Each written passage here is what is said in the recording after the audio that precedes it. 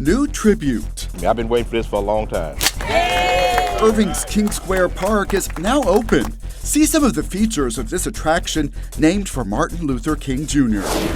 In the Zone. We're really recreating the water cycle that you learned about in 5th grade. Irving debuts new Grow Zones. Find out how this work can improve water quality and more. Plus, why participants in the police department's Shop Talk program are celebrating, and the fun at the Hispanic Chamber's annual gala. Now on City Source.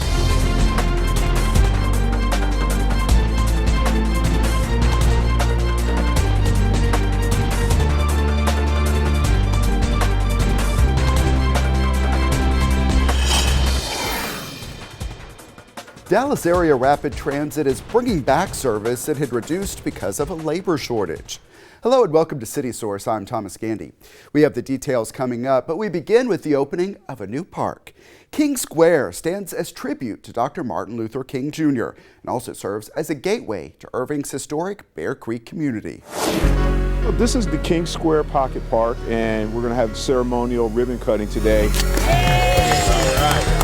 And I'm probably the most excited person in the city this morning, especially having grew up in this community. I can't think of a more fitting city than the city of Irving to have something like this. You know, Irving being as diverse as we are, and which is all about what Dr. King stood for. He was about peace, love, dream, freedom, equality, and justice. It's just fitting for Irving. This is what he says: I have a dream that my 4 little children will one day live in a nation where they will not be judged by the color of their skin, but by the content of their character. So this is a great add to the neighborhood. You can come out with your family, bring your kids, they can read a little history and see what the dream was really all about. I hope our youth take from his story opportunities that even in the midst of injustices, even in the midst of struggles, you still can make a difference. If you don't remember your history, you're doomed for your future. You know, I just hope people take a step back and just really think about all the sacrifices Dr. King gave to really bring us all together. He was a civil rights leader, but not just a civil rights leader for African American people. He was a civil rights leader for all people. I'm hoping that they'll take away the feel of the unity that the city has offered to everyone in the city of Irving. The city just welcomes everyone with open arms. For all of us Bear Creekers, we're very proud of this. And I commend everybody who has made this possible. And I just got 2 words: thank you. Federal Community Development Block Grant funds paid for the construction of that park. It is located at 200 Gilbert Road. As people turned out to celebrate the opening of King Square, it was also a time to take notice of work completed at the Jackie Townsell Bear Creek Heritage Center. We visited around this time last year and saw some of the repairs and renovation underway. You can see there was some rotting wood and chipped paint that needed attention. Now that exterior restoration work is complete. The 3 museums that make up that center tell the history of the Bear Creek community and the African American experience from the time of emancipation of slaves through the Civil Rights Movement. The city named the center in honor of former city councilwoman Jackie May Townsell. Next up, interior renovations of the Masonic Lodge and the J.O. Davis House will get started, and they should be complete by the spring. Then the city will select a designer to reimagine the exhibitions at those buildings. New signage will also be added. Family members of Jackie Townsell are pleased with the progress. And that's a great educational tool for our kids because they don't hear the history of Bear Creek in school, so they don't know it, and we don't want the neighborhood to die and go away without something being left of it. And I think this will be a legacy that's left that's going to be here forever. Oh, I am so happy for the renovation. It's just an honor. The Sam Greenhouse is currently open for tours by appointment. Find information at irvingarchivesandmuseum.com. 2 major construction projects will bring improvements to MacArthur Boulevard. Work is beginning on a stretch from Metker Street to Byron Nelson Way. Improved drainage, updated water infrastructure, and a smoother street are some of the goals of this nearly $28 million project. It will take about 2 years. And construction for another initiative got started in December. The city's Streets Division is improving MacArthur from Byron Nelson Way to State Highway 114.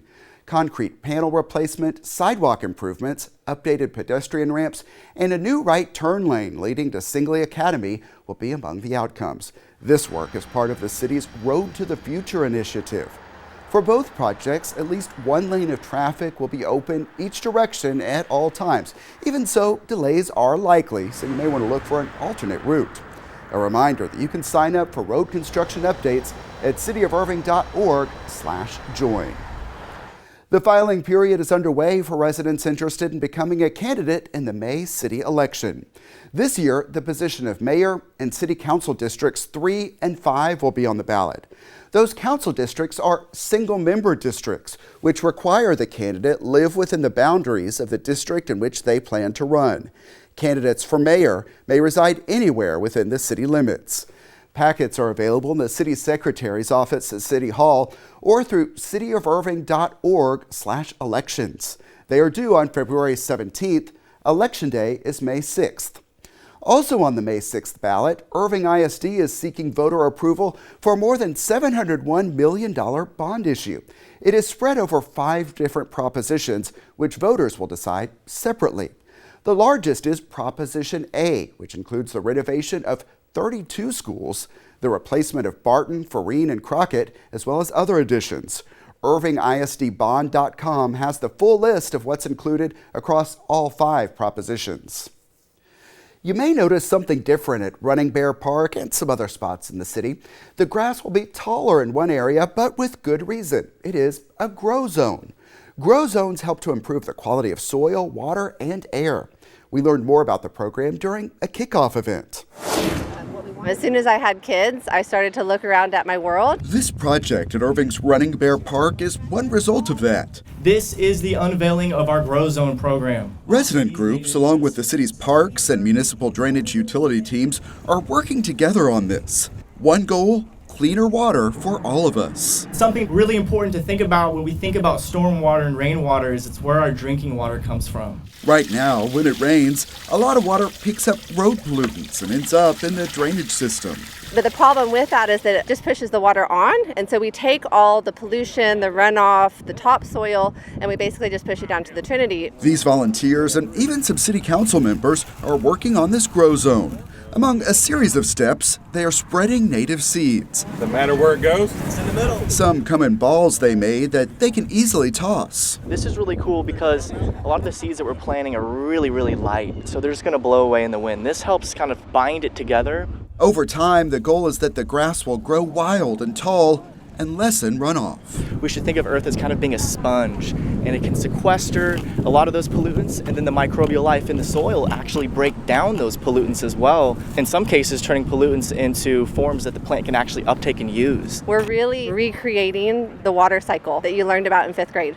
We're really holding it here and creating these microclimates. I think this is great. I think the city needs to be really, really involved in protecting our habitat, especially our waterways, and making sure that what comes in can get filtered and get cleaned before it gets down to the Trinity. This is really exciting. Part of what FIG does is promote awareness for native plants to benefit wildlife, and this project fits right into what we are trying to do as a community. And it's amazing when we get a chance to do things somewhat naturally. Since this part of the park will look different as it grows in and is not mowed, the city installed signs to let people know more about the project and its range of benefits. Also, plants put moisture back into the atmosphere, and that also has really positive benefits on our air quality as well. The team involved wants everyone to see the potential, how this one idea could someday spread to make a broad impact. They will be monitoring the progress. What can I do to be a part of our local environment? Because it all comes down to small pieces. Yeah, and you can learn more about these at cityofirving.org/grow-zones. The Irving Hispanic Chamber of Commerce continues to help small businesses grow. One way it funds its work is through an annual gala. Irving Goes Paris was the theme this time out, and our team was there for the celebration. This This is our 8th annual Irving Hispanic Chamber of Commerce Awards Gala. The theme is Irving Goes to Paris. Yeah, we just wanted to make it very chic-y. It's always great to get everybody together, so it works really good when the Hispanic Chamber brings out the awards. And this award is the Lifetime Achievement Award. I'd like to call Coca-Cola Southwest Beverages as the winner. They're very supportive and they've been with us from the very beginning. We also like to think that one of the secret ingredients in our products is compassion and giving it back to the community. What motivates us as small businesses to see the winners. Are you able to get 9? I've got 8,000 in the back, takes 9,000, 9, 10. Some of it obviously goes to the chamber to run our programs, and then a lot of the auctions and the casino money goes to our education foundation, and that's where we give scholarships for kids to go to college. The Hispanic Chamber of Commerce is fantastic. They just are a great part of our community, and absolutely I love them. One of the things that I feel accomplished about this year is that we actually started the Entrepreneur Center, where we're actually providing all the services to small businesses so they don't have to go all over the place. And the other thing is we created through Dallas College an entrepreneurship class. Just recently I was at a graduation at North Lake where several of the businesses, they have a better understanding of what it takes to run a business. It's exciting for me to see them, give them opportunities to grow. One of the things they focus on really well, I think, is the small businesses, and really that's what makes a city a success. We have a house full. Each year it's been elevated more and more and more. Just a great night for everybody together and have some fun and relax and enjoy the camaraderie and the opportunities we have in the city. Yeah, and you heard mention of the Small Business Resource Center. That is located on the second floor of the Jack D. Huffman Community Building. Learn more at irvinghcc.com. Dallas Area Rapid Transit has a couple of updates that are sure to please riders because they mean more service. DART's Assistant Vice President for External Relations, Gordon Shaddles, is here to tell us all about them. Thanks for coming in. Oh, thank you, Thomas. Yeah, and let's start with GoLink. What's the good news there? Tell you, great news for GoLink. Of course, GoLink has been a fantastic thing for DART and especially our riders. Right now, we're at 30 zones across the DFW area. Beginning on January 23rd, we're going to expand the hours of service. Right now, we're going to go those hours from 5 a.m. to midnight, 7 days a week, which is now certain weekend service for all of our routes, but especially those extended hours for people who work non-traditional hours. And for some people, this concept, the term GoLink, is still one that's new. Remind us how this service works and benefits riders. Tell you, GoLink was first designed to serve that wonderful first mile, last mile concern that most of our riders have. How do I get to a bus station? How do I get to a train station? So that's where the impetus behind GoLink came from. Now, of course, we realize the real importance of GoLink is to serve those areas who may not have the need or requirements for fixed route or a bus service, to be able to provide that GoLink service to get them to a rail station, to the hospital, to the doctor's office, to see friends inside that particular zone. Our riders have really appreciated it, and we're always looking for new ways to make that service even better. Yeah, one of my colleagues here uses it and gives it good reviews. So a lot of people are familiar with what it takes to ride a bus or maybe light rail, but what do you need to do to take advantage of this GoLink service? So we, of course, have our GoPass app, which is a fantastic service for our riders. Gives them the ability to plan their trip as well as pay for it. So the easiest way to use GoLink, of course, is through that GoPass app. If you're in that particular zone, you're able to go inside there, book your trip, pay for it as well. Now, GoLink is free as long as you have an active pass. So if you've already paid your $3 for an afternoon ride on a bus and a train, that GoLink's going to be free. Now, for those folks who don't have a phone, I know we come to expect everyone has an iPhone nowadays. A lot of people don't. So we actually have a call-in number that will be able to schedule that for you and make sure that trip's available. A good service to know about. Let's move on to the other announcement you have, and this one involves bus service that had to be reduced because of labor shortages. What's the update? So in June of last year, of course, we had, unfortunately, like most transit agencies and really most companies across the country, a labor shortage. So we reduced those hours on 31 of our bus routes. If it was a 15-minute service, we took that to 20 minutes. If it was 20-minute service, we made it 30. Still wanted to make sure we had those buses on the road, just changed the frequency. Now, of course, thanks to a huge hiring effort on our HR department, on our operations team, we now have those operators in place to bring that service back. In December, of course, we brought back 9 of those core frequent routes, the most important routes for DART. Now, January 23rd, we're going to bring everything back, all 31 routes, 15-minute service, very similar to train. And I know, Tia, our riders, the ones I've spoken with, the people we keep surveying, the people we speak to on our platforms, they're looking for that additional service. Bringing the good news to our viewers. Gordon Shaddles with DART. Thanks as always for keeping us updated. No, thank you, Thomas. And more information on all of this is at dart.org. We have followed the Irving Police program called Shop Talk from the beginning, and 2022 was an especially big year. You may remember the retailer Target awarded the program a $100,000 grant. Also, the International Association of Police Chiefs recognized Shop Talk with an award. Robert Sheik shows one way participants in Shop Talk are celebrating the success. With dancing, an ugly Christmas sweater contest, and a barber competition. As soon as I get this fade in, it's gonna be easy from there. Irving PD's Shop Talk program celebrated the holiday season with an event at the Embassy Suites on Highway 183 in Irving. This is the first time in Irving's history that we ever did something like that. The Shop Talk program was created in Irving in 2016, with police officers visiting local barber shops to build relationships within minority communities. What you saw tonight was just a small snippet of what goes on in the shops, the fellowshipping back and forth between police officers and shop owners, taking the opportunity to talk about real issues, and through that we develop a relationship with our fellow citizens. Fun events like this are now possible thanks to a $100,000 grant from Target and the U.S. Conference of Mayors, recognizing Irving's Shop Talk program. This is where it has transformed into. Even one of the barbers that was a judge, he said he has never seen anything like that. The number one goal for us is to build and maintain trust with the community. If we don't have trust, we can't do our jobs. If our community doesn't trust us, they won't call us in their time of need. So development of relationships is exactly that, building that relationship so the first time that we need someone, it won't be the first time that we meet them. Building trust one snip at a time. Robert Sheik for City Source. Winter fun comes to Irving at Frost Fest. You're looking at video from last year's event, and these attractions are returning. Snow tubing hills, snow play areas, bounce houses, and more. Frost Fest is Saturday, February 18th from 10 a.m. until 1 p.m. It's at Levy Event Plaza, 501 East Las Colinas Boulevard. Admission and those attractions are free. Find more at irvingevents.org.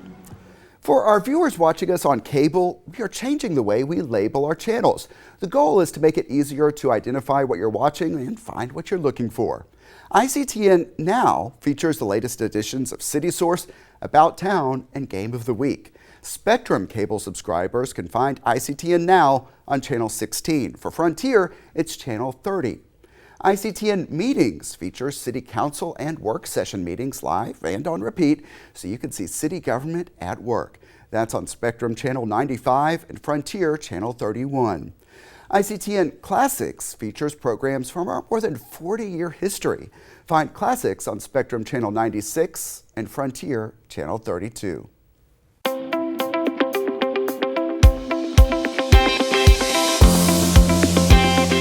It is time for our Pets of the Week, so let's check in with the Animal Care Campus and Michael Whiteside with the DFW Humane Society. Hey, Michael.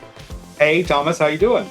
Doing great and eager to hear about the 2 dogs you have to talk about. Christy is first up, right?